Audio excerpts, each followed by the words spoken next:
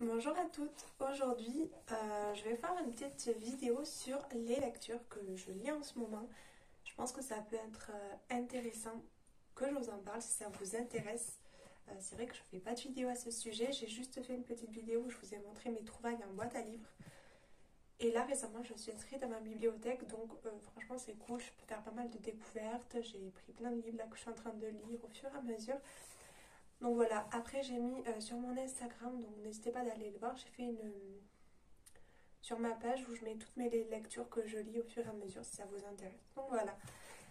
Alors j'ai commencé par ce premier livre, Ne jamais tomber amoureuse, que j'avais trouvé justement dans ma boîte à livres. Euh, voilà, les pages, comment elles sont.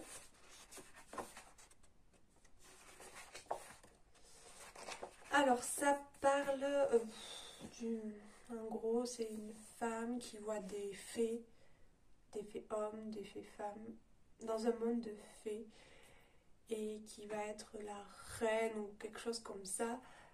En fait, c'est tout un monde féerique. J'ai bien aimé, c'est lu rapidement. Il n'a pas été dur au niveau de la compréhension. Il est sympa, bien. Franchement, j'ai pas décroché. Je l'ai lu jusqu'à la fin.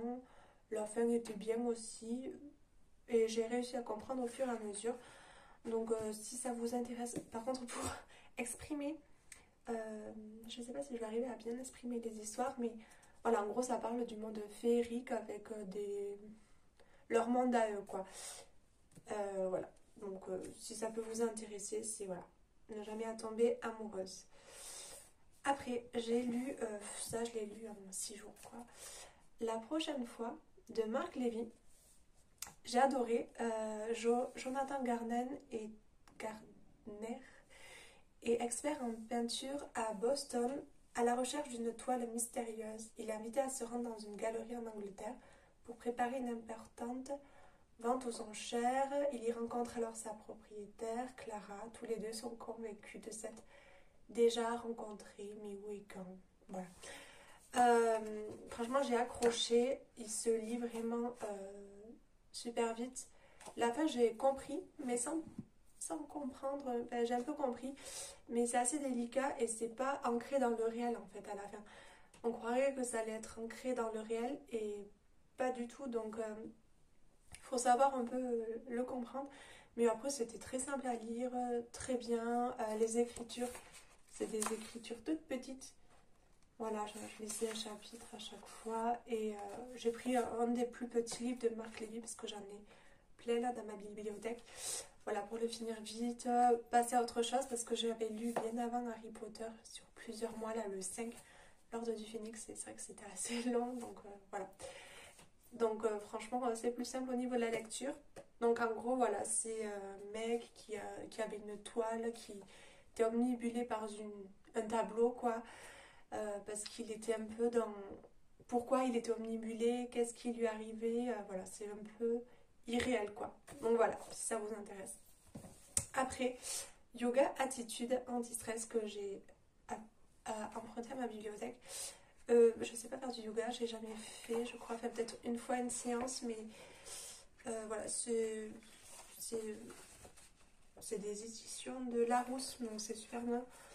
En fait, je l'ai lu vite fait, quoi, pour voir un peu. J'ai pas forcément fait ce qui était dû à faire. Je l'ai lu, voilà, un peu pour apprendre des choses. Mais voilà, rien ne vaut avoir un prof ou quoi pour comprendre tout ça. Ouais, bon, voilà, si ça vous intéresse, que vous êtes une adepte du yoga, vous avez ce style de livre où voilà, il y a tout. Après, en ce moment, je l'ai arrêté parce que j'en ai un autre que j'ai déjà fini en 2 jours presque. Là, je lis en ce moment, mais j'ai arrêté. Protéger son soi pour vivre pleinement. J'en suis à... J'ai lu... Attends. J'ai lu... ouais, tout ça. J'ai lu tout ça. Il me reste juste ça. Donc pas beaucoup. Le truc c'est que j'ai vraiment accroché au tout début et puis vers la fin, enfin je trouve ça redondant, ça re-explique les mêmes choses. Je pensais que protéger son soi pour vivre pleinement, ça allait vraiment parler des méthodes, de l'anti-stress, toute une méditation. Pas du tout. C'est avec Alain Braconnier qui est psychanalyste, il a fait plein de choses, psychologue, ancien directeur d'une association de santé mentale, etc. Donc en fait, il va parler de refoulement, de altruisme, de déni. Et en fait, il va que faire parler de ça, de ça, de ça. Donc après, ce qui est bien dans, voilà, dans les lectures, quand c'est écrit en gras, c'est des petits trucs que lui a vécu avec ses patients, que ses patients ont vécu, où il explique des choses. Donc ça, c'est intéressant. Mais là, pour l'instant, j'ai un peu abandonné l'affaire parce que c'est un peu trop redondant, mais il faut quand même que je le finisse. Mais quand même, franchement, j'ai vraiment accroché. Donc voilà, que j'ai trouvé dans une boîte à livres. Et mon dernier que j'ai bientôt fini, en 2 jours. Moins c'est mieux.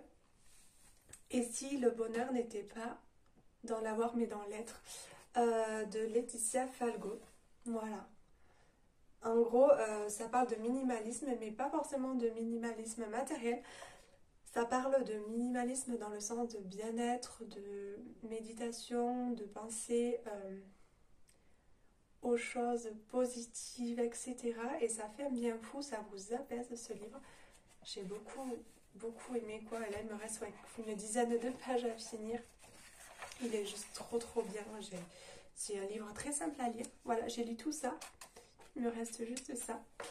Au niveau de l'écriture, voilà, il est vraiment très bien. Plus de pensées positives, petite méditation sur les pensées. Dites non, moins d'oubli de soi. Voilà, ça, c'est vraiment... j'adore ce livre. Donc voilà, pour mes lectures, et j'ai pas mal de livres sur des pédagogies Montessori que je vais bientôt lire, sur d'autres voilà, livres de minimalisme aussi que j'ai empruntés. Voilà, simplifier votre intérieur, l'art du minimalisme, etc. Donc voilà, je pourrais vous en parler. J'espère que cette vidéo vous a plu. C'est une première pour moi de parler de mes lectures. Donc voilà, je vous fais des bisous, je vous dis à la prochaine.